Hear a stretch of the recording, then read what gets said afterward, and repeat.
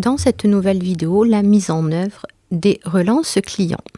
Alors j'ai bien évidemment relettré tous les comptes clients et nous allons maintenant envoyer une lettre de relance aux clients qui n'auraient pas réglé leur facture. Nous allons aller sur traitement, rappel relevé. Alors, la fenêtre des rappels relevés s'ouvre. Alors, première chose, je peux indiquer au logiciel ce que je veux faire. Est-ce que je veux juste faire une relance préventive, un rappel ou bien une lettre relevée? Donc là, on va faire un rappel classique, le principe étant le même pour la relance préventive ainsi que le relevé. Le type de tiers, on peut filtrer selon la nature du tiers. Alors là, on va plutôt, bien évidemment, travailler sur les clients. Et enfin, plusieurs critères de sélection, notamment sur date d'écriture. Donc là, on va également travailler sur les écritures de janvier. On peut filtrer sur une fourchette de compte de tiers. Nous, on va rechercher tous les clients dont l'échéance serait dépassée. On peut filtrer par représentant et par nombre de rappels déjà établis. Là, on va faire tous. On peut également aller rechercher des tiers qui, sur lesquels, finalement, qui porteraient sur un compte général de charges spécifiques, avec une date d'échéance spécifique, ou bien même un mode de règlement spécifique. Et même une langue spécifique. Donc là, tous ces critères-là ne nous concernent pas. Nous allons en fait demander au logiciel de nous retrouver tous les clients qui n'auraient pas réglé au 31 janvier. Petite erreur là. Voilà. Le logiciel m'affiche une fenêtre visualisation des rappels, dans laquelle je peux lister toutes les échéances dépassées. Je vois que finalement, tous les non payés concernent fin N-1 et début de l'année N. Donc, toutes ces factures-là n'ont pas été réglées et sont à échéance dépassée. L'objectif va être de générer une lettre de relance. Alors, pour générer la lettre de relance, sur Sage, une procédure bien particulière, je vais cocher, alors je pourrais sélectionner, bien sûr, je pourrais me dire par exemple, ici, Léane, bon, c'est du 5 janvier, on attend un peu. Alors, pour toutes les échéances dépassées, surtout année N-1, je vais aller ici sur Générer, imprimer. Alors, je pourrais aussi envoyer par message électronique. Donc là, je vais aller sur Imprimer, générer les rappels.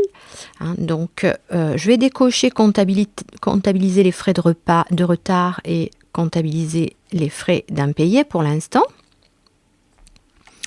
Type d'envoi, impression d'un courrier, selon paramétrage. Alors, lorsque je vais faire ceci, le logiciel m'ouvre l'explorateur pour me demander où se trouve le modèle de rappel.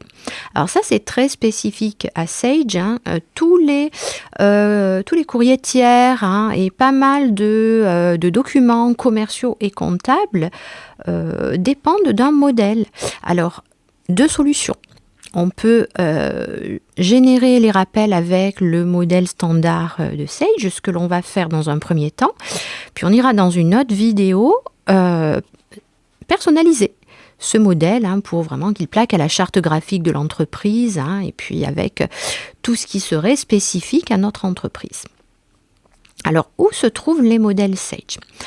Alors, je vous rappelle que lorsque je vous ai expliqué où étaient les fichiers lors de l'installation, on va retourner à la racine du disque dur. Je vous avais expliqué que le logiciel ainsi que les fichiers d'installation se trouvent dans le répertoire Programme File. Par contre, les modèles ainsi que le fichier bijoux, qui est le fichier exemple, se trouve dans en fait le répertoire public et non pas dans votre session. Donc on va aller sur public et on va aller sur documents publics. Et là on trouve un répertoire Sage. Donc partagé en e-comptabilité, e-gestion commerciale, e-immobilisation. Nous allons aller sur e-comptabilité. Et nous allons aller sur documents standards. Et sur modèle personnalisé. Alors non, ce n'est pas là. Alors, vous voyez que ça demande un petit peu de fouiller. Alors, règlement rappel, pardon. Voilà. Lettre chère, on va prendre, voilà, alors vous voyez, vous avez plusieurs types de rappels, on va prendre le rappel simple. Alors cette lettre-là ne sera pas ni aux couleurs, ni à la charte graphique de l'entreprise Solenza, c'est quelque chose de standard proposé par Sage. L'extension des modèles est BMA, donc ces types de fichiers-là, vous pouvez les repérer, vous savez que ce sont des modèles d'impression. On va les ouvrir.